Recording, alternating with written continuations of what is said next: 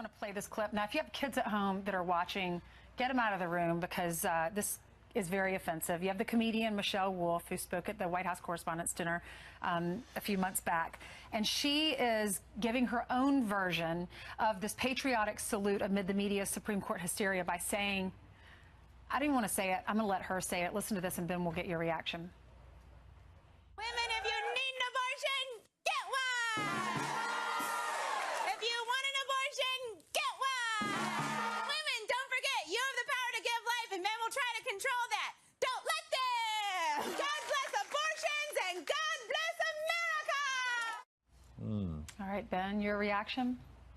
Oh, she's obviously a delight. I mean, the continual elevation of comedians who have no interest in making you laugh. They only are interested in making you clap, right? They're going to get clapper. This is what's very important, is that people clap for them. It demonstrates the full-scale leftism of so many on the comedic left. Beyond that, the movement on the left, from safe, legal, and rare to God bless abortion, go get one. I mean, that is so morally bereft. It is so morally empty and insane that it makes you think that a lot of these folks have decided that abortion is not something that ought to be avoided if possible, even if you believe in it, but that abortion is actually a sacrament, that it's a sign of bravery, that it's a sign of something good. You're a better person, not only if you support abortion, but if you've had one because you stood up to the patriarchy. Well, if you see the snuffing out of an incipient human life as something that is affirmatively good, I would say that you are bordering on or in the midst of a deep bout of evil.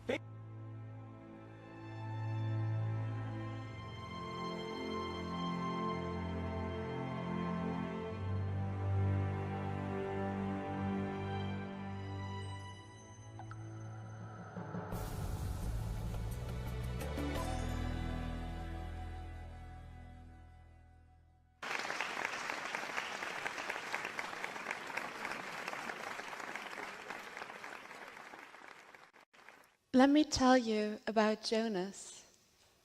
Jonas is a pedophile. He's only attracted to female children between the ages of 6 and 12 years. Anyone could be born a pedophile. No one chooses to be a pedophile. No one can cease being one. Pedophilia is an unchangeable sexual orientation, just like, for example, heterosexuality.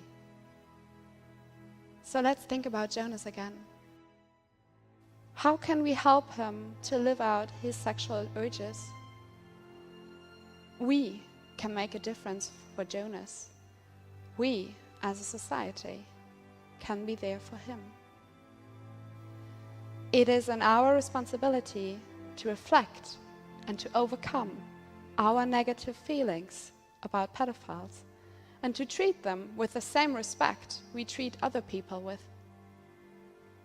We should accept that pedophiles are people who have not chosen their sexuality.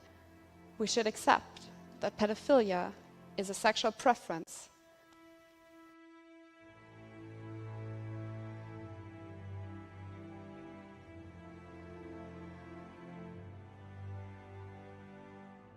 And we're following the latest developments on the $12 billion weapons deal between the U.S. and Qatar. The Qatari ambassador to the U.S. tweeted this photo of the deal signing with U.S. Defense Secretary James Mattis yesterday. The agreement allows Qatar to buy F-15 fighter jets from the U.S., and this comes just days after President Trump accused the Mideast ally of funding terrorism at, quote, a very high level. CBS News Foreign Affairs and White House correspondent Margaret Brennan is following the latest from the North Lawn. Margaret, okay, so the president tweets out his criticism of Qatar and praises other Mideast nations for cutting off diplomatic ties. Secretary of State Rex Tillerson encourages those very same nations to find some sort of a resolution. And now we are striking a $12 billion deal to sell them. It is July 16th, 2018. Many are saying this is a day that will live in infamy. And that's true. They say it will be remembered as the day the presidency, as a symbol of America's protection, died. But I see something else as the result here. I think we hit bottom. And if so, there's a blessing in that, because there can be no more debate about which way is up. Donald John Trump delivered us here with a display of cowardly self-interest. His decision to choose to believe Vladimir Putin over his own government on the matter of Russian attacks on our election. As simple and as shocking as it was embarrassing to hear those words. But when it happened, the ripple everything effects changed. from President Trump's remarks in Helsinki are moving so quickly that the Speaker of the House was asked today a question which in normal times would have been close to unthinkable. Take a look. Obama's CIA Director John Brennan said that President Trump's press conference in Helsinki, quote, rises to and exceeds the threshold of high crimes and misdemeanors, unquote, and, quote, was nothing short of treasonous, unquote. Do you agree with Brennan that Trump's actions were treasonous? I do not. President Trump is standing firm after a tidal wave of criticism following his summit with Russia's President Vladimir Putin. His strongest critics called his remarks treasonous. The president stood next to Putin and seemed to accept his denial that Russia interfered in the 2016 presidential election, downplaying U.S. intelligence assessments that show Russia was involved. On his way home from the summit, the president tweeted this: "I have great confidence in my intelligence people," but he also continued to praise Putin, the man others called an enemy of the United States.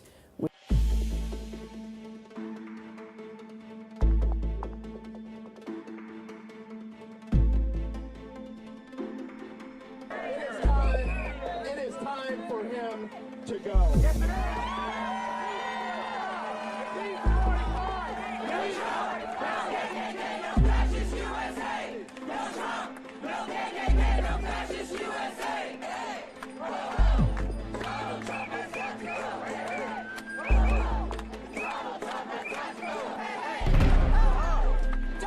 Tens of thousands clogging streets that would normally be sealed off to allow a sitting US president to be whisked through.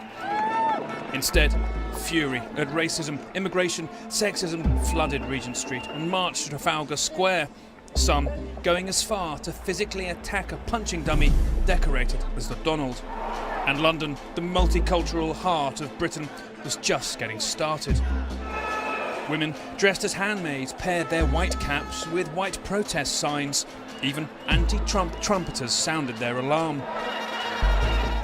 This blimp, perhaps the most visible sign of disapproval raised in the UK so far. By the end of this year, by the way, we're going to have more than 20,000 people working on security and content review, working across all these things. So when content gets flagged to us, we have those people look at it, and if it violates our policies, then we take it down. Mark Zuckerberg testified on Capitol Hill about how his company, Facebook, flags hateful and inappropriate posts.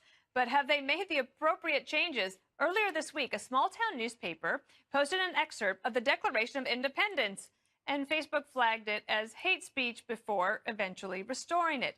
In a similar case, the gospel group Zion's Joy posted this video to its Facebook page for a new song titled, "What Would Heaven Look Like?" Listen.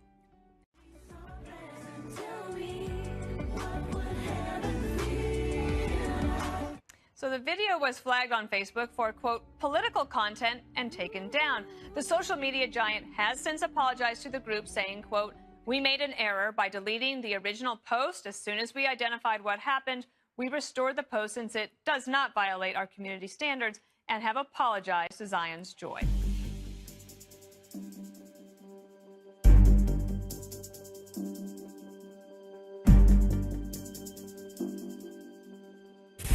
And Chicago could soon test a universal income program. A city alderman there proposing a bill that would provide 1,000 families with a $500 check every month. No questions asked.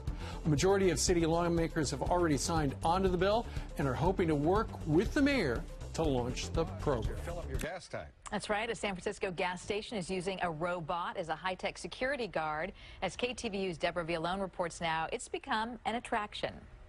People are definitely amused, and some come in for a closer look and video because it's an intriguing sight. What's that for anyway? This robot took up residence at a Shell station south of Market a few days ago. 8th and Harrison does see its share of assault, auto break-ins, and theft. And the robot can call police, which a regular camera doesn't do. The website says it can track 300 license plates in a minute. And track cell phones, too, according to Brian King, who lives next to the gas station and is live streaming the robot and reaction to it. Rolling around Terminal B arrivals level at LaGuardia Airport. A robot. Is that cool?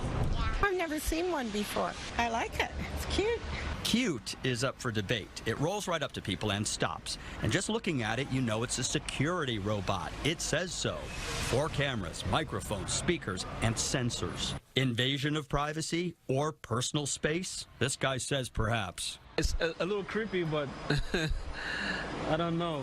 It's the first time I've seen it. I'm not scared of it. I just feel like I'm not really sure what its intentions are.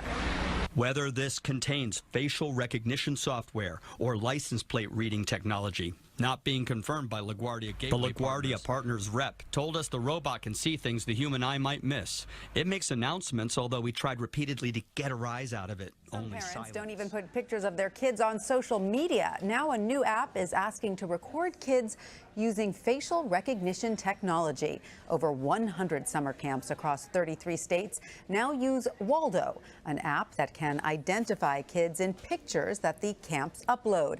It allows parents to get updates on how the kids If I'm a are parent doing. at one of these camps, I'm going to want to know, how are these photos being stored? Are they encrypted? Wired senior writer Issy Lepowski says there are still risks. As long as facial recognition is still in its development phase, I think that regulators should be there helping these companies write the rules of the road, at least as it regards privacy. Hi there, Susie and Peter. Yeah, the idea behind all of this is to provide better customer service according to the patent application. The question, though, is where would these devices be installed and how will customers handle it? What you say inside Walmart may stay inside Walmart computers for an extended period. Walmart submitted a patent for listening devices. In the application, the description of the system says the devices could be used to record employees, and the audio data could then be analyzed to determine whether staffers provided solid customer service. The idea is sparking some controversy among customers. Not announced any plans to roll out the new recording system. There are also no details in the patent application about how the devices would handle recordings of customers' conversations. Not a lot of details on where they would put these devices, as I mentioned off the top. Would they be near the cash wrap or throughout the store? Those are some big questions that have yet to be answered. Reporting live in Porter Ranch, I'm Tom Wade, KCAL 9 News.